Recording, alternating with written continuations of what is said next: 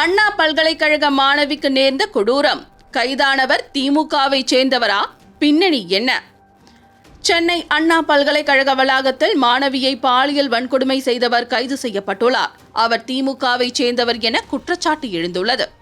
Christmas பண்டிகை கோலாகலமாக கொண்டாடப்பட்ட நிலையில் சென்னை அண்ணா பல்கலைக்கழக மாணவிக்கு நேர்ந்த கொடூரம் தமிழகம் முழுவதும் பெரும் அதிர்வலையை ஏற்படுத்தியுள்ளது. சென்னை கிண்டியில் உள்ள அண்ணா பல்கலைக்கழகத்தில் தமிழகத்தைச் சேர்ந்தவர்கள் மட்டுமின்றி வெளிமாநிலங்களைச் சேர்ந்த மாணவ மாணவிகளும் அங்குள்ள விடுதியில் தங்கி படித்து வருகின்றனர். இந்த பல்கலைக்கழக வளாகத்தில் 4ஆம் ஆண்டு படிக்கும் மாணவி ஒருவர் பாலியல் வன்கொடுமை செய்யப்பட்டுள்ளார். அதாவது அந்த மாணவி சக மாணவருடன் பேசிக் கொண்டிருந்த போது அங்கு வந்த ஒருவர் மாணவியை பாலியல் வன்கொடுமை செய்துள்ளார். மேலும் மாணவியை வீடியோ எடுத்து மிரட்டியுள்ளார். இந்த சம்பவம் தமிழ்நாடு முழுவதும் பெரும் பரபரப்பை ஏற்படுத்தியது. தமிழ்நாட்டில் சட்ட ஒழுங்கு மிகவும் மோசமடைந்து விட்டதாக எதிர்க்கட்சித் தலைவர் எடப்பாடி பழனிசாமி, தமிழ்நாடு பாஜக தலைவர் அண்ணாமலை மற்றும் நாம் தமிழர் கட்சியின் சீமான், பாமகவின் அன்புமணி, தேமுதிகவின் பிரேமலதா விஜயகாந்த் ஆகியோர் கண்டனம் தெரிவித்துள்ளனர். இதைத் தொடர்ந்து பாதிக்கப்பட்ட மாணவி கொடுத்த புகாரின் பேரில் கொடூர செயலில் ஈடுபட்ட ஞானசேகரன் என்பவரை போலீசார் கைது செய்துள்ளனர். இவர் கோட்டூர்புரம் மண்டபம் சாலையில் பிளாட்பாரத்தில் பிரியாணி கடை நடத்தி வருபவர் என்பது விசாரணையில் தெரியவந்தது.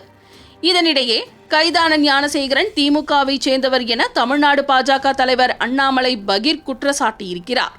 இது தொடர்பாக எக்ஸ் தள பக்கத்தில் அவர் வெளியிட்டுள்ள பதிவில், அண்ணா பல்கலைக்கழகத்தில் மாணவி பாலியல் வன்கொடுமைக்கு ஆளான வழக்கில் கைதாகியுள்ள ஞானசேகரன் என்ற நபர் ஏற்கனவே இதுபோன்ற குற்றங்களில் பல முறை ஈடுபட்டவர் என்பதும், அவர் திமுகவின் சைதை கிழக்கு பகுதி மாணவர் அணி துணை அமைப்பாளர் என்பதும் தெரிய வந்துள்ளது. அவர் மீது பதிவு செய்யப்பட்ட அனைத்து வழக்குகளும் கிடப்பில் போடப்படுகின்றன.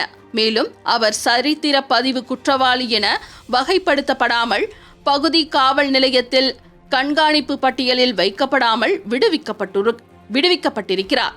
அந்தந்த பகுதி திமுக நிர்வாகிகள் மற்றும் அமைச்சர்களின் அழுத்தம் காரணமாக அவர் மீதான வழக்குகளை காவல்துறை விசாரிக்காமல் இருப்பதால் மேலும் குற்றங்களை செய்ய அது அவருக்கு இடமளிக்கிறது. தொடர்ந்து தமிழகமெங்கும் நடைபெறும் குற்றங்களில் குற்றவாளிகள் திமுகவை சேர்ந்தவர்கள் என்றால் ஆளுங்கட்சி நிர்வாகிகள் அழுத்தத்தால் காவல்துறை நடவடிக்கை எடுக்காமல் இருக்கிறது என்று கூறியுள்ள அண்ணாமலை, கைதான ஞானசேகரன் துணை முதல்வர் உதயநிதி ஸ்டாலின், அமைச்சர் மா சுப்பிரமணியம் ஆகியோருடன் இருக்கும் புகைப்படத்தையும் வெளியிட்டிருந்தார்.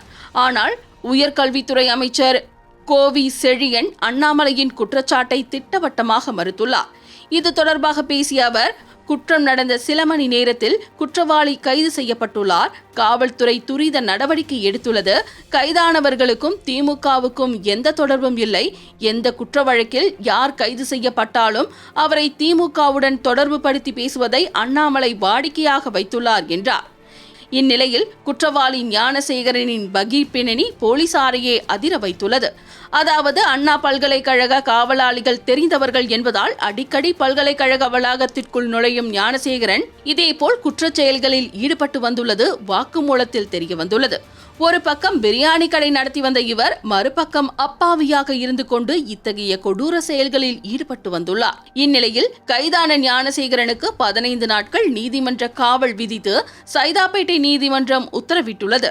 இதற்கிடையே போலீசாரிடம் இருந்து தப்பியோட முயன்ற ஞானசேகரன் கீழே விழுந்து இடது கால் இடது கையில் எலும்பு முறிவு ஏற்பட்டு ஸ்டான்லி மருத்துவமனையில் அனுமதிக்கப்பட்டுள்ளார்.